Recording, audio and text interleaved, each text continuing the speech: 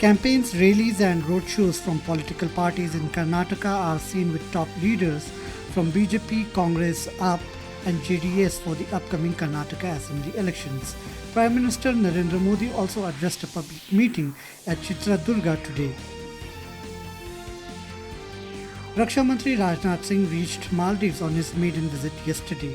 He was received by Maldives Defence Minister Maria Didi and other officials from Maldives National Defence Forces. President of Iran Ibrahim Raisi met with Indian National Security Advisor Ajit Kumar Doval in Tehran yesterday. He reiterated his commitment to expanding bilateral economic and trade relations between India and Iran.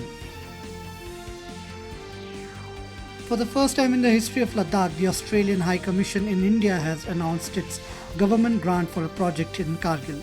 This was announced during a special meeting at Srinagar, chaired by the Australian High Commissioner to India, Barry O'Farrell.